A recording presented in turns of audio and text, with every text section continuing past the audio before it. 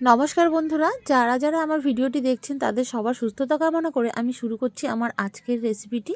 আমার আজকের রেসিপি হলো বেঁতে শাক দিয়ে বেগুন আর বড়ি দিয়ে ঘন্ট।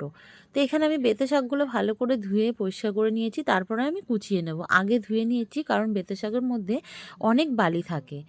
এবার আমি কড়াইতে সর্ষের তেল দিয়ে বড়িগুলো ভেজে উঠিয়ে নেব।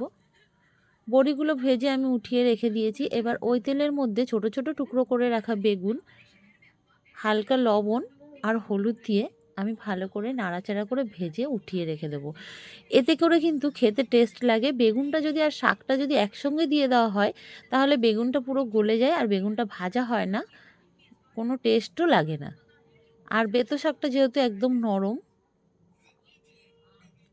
বেগুনটা আমি ভালো করে ভেজে আগে থেকে উঠিয়ে আমি রেখে দেব।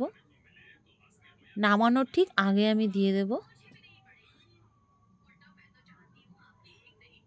এবার বেগুনের মধ্যে যেহেতু অনেকটা তেল ঢুকে আছে তাই শাকের মধ্যে এখানে আমি কম তেল ইউজ করব। এখানে আমি শাকের মধ্যে গরম তেলের মধ্যে কালো জিরে আর কাঁচা লঙ্কা ফোড়ন দিয়ে দিয়েছি। ফোড়ন দিয়ে এবার আমি কুচিয়ে রাখা শাকগুলো দিয়ে দিলাম। যেহেতু বেগুনে একটু বেশি তেল লাগে, এই জন্যে এই বেগুন দিয়ে শাকের ঘন্ট করতে গেলে একটু তেলের পরিমাণটা বেশিই চলে যায়।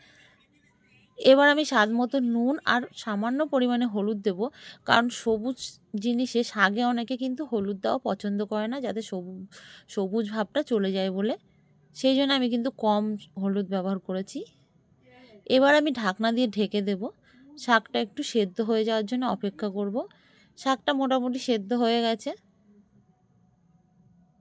এবার এই শাক থেকে যেহেতু একটু জল বেরোয়নি, তাহলে সেদ্ধ করার সময় আমি 1 ফুট মতন মানে হাফ কাপ মতো একটু জল দিয়ে দিয়েছিলাম।